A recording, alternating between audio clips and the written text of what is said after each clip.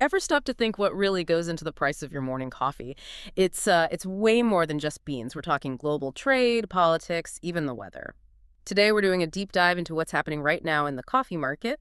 There are some big price surges and maybe a kind of new order emerging. We're basing this directly on the sources you gave us. Yeah, it's definitely a dynamic situation. The market's moving up strongly overall, but there are some really interesting details, even contradictions when you look closer. Things are shifting. Okay, let's get straight into those numbers then.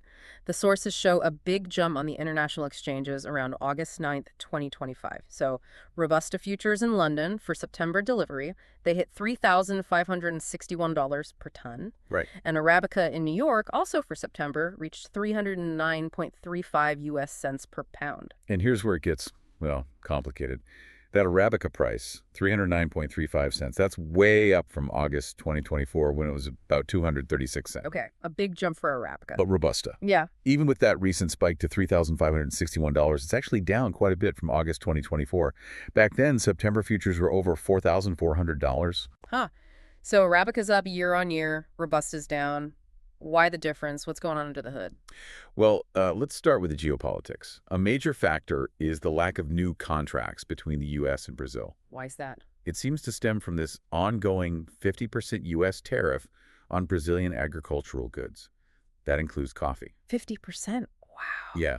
It basically prices Brazilian coffee out for many U.S. buyers. So they have to look elsewhere. And that really shakes up the global supply lines. Okay, that explains some of the demand shift. What about the actual coffee supply? Is there less around? Definitely seeing signs of tightening there.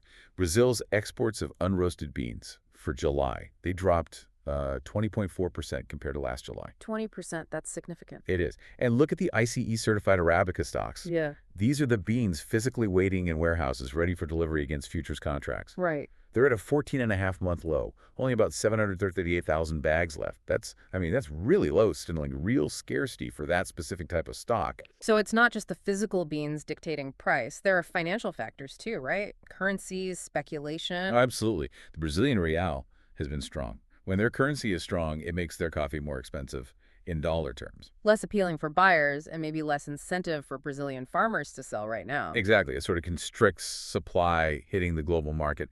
And at the same time, you've got speculators coming back into coffee. Why now?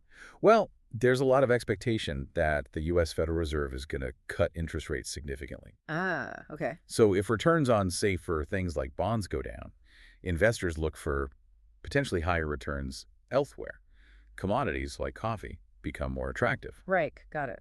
Okay, so this whole complex global picture, how does it filter down to, say, coffee growers in Vietnam? What are the domestic prices looking like? So in Vietnam, as of August 9th, 2025, the average price was hovering around 103,800 Vietnamese dong per kilogram. And how does that compare to last year? It's lower than the peak we saw in August 2024.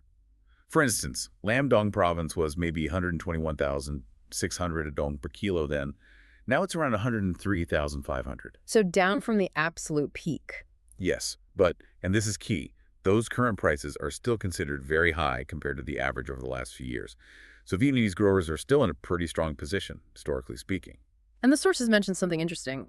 A possibility prices could go even higher, maybe 135,000 dong per kilo? Yeah, that's a potential scenario if the international market fully recovers or strengthens further. How does that work? Well, if you look at the difference between the London Robusta price now versus last year's peak and convert it to dong, the gap is only about 20,000 dong per kilo.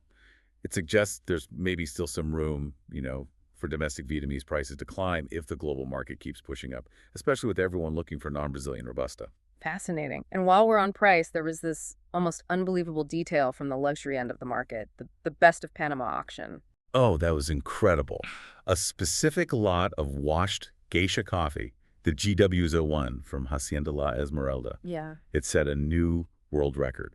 Sold for $30,204 US per kilogram. Per kilo? Wait, what is that in dong? Roughly 738 million Vietnamese dong per kilogram. It scored 98 points out of 100. Just shows the extreme value possible with top quality, unique processing like cold fermentation. Yeah. It's a whole different world. Truly extraordinary. Okay, so bringing this all back down to earth a bit, what are the strategic takeaways here, especially for producers in places like Vietnam? Well, look, with the U.S. market largely avoiding Brazilian coffee due to tariffs, there's a clear opportunity. It's for Vietnam. Yes, particularly for high-quality Robusta. Vietnam could really push exports into those high-value markets like the U.S. and Europe that need alternatives. Hmm. Focusing on quality could pay off. And thinking longer term, climate change is obviously a huge issue for agriculture. How does Robusta fit in? That's a really important point. Robusta, as a plant, is generally more resilient to heat and climate fluctuations than Arabica. Right. So investing in sustainable, quality-focused Robusta farming isn't just about capturing current market opportunities. It's also about building long-term resilience for farmers facing a changing environment. It enhances the value and helps withstand those shifts. So as we wrap up this deep dive, it really hits home how complex the world of coffee is. It's so much more than just your morning brew. You've got geopolitics, intricate supply chains, global finance, even climate resilience, all tangled up in the value of that cup. Exactly. So maybe the next time you have your coffee, you'll think about all these invisible forces at play. For those tariffs across the ocean to farmers making decisions based on currency, right up to those mind-bending auction prices. They all shape what's in your cup and what coffee's future looks like.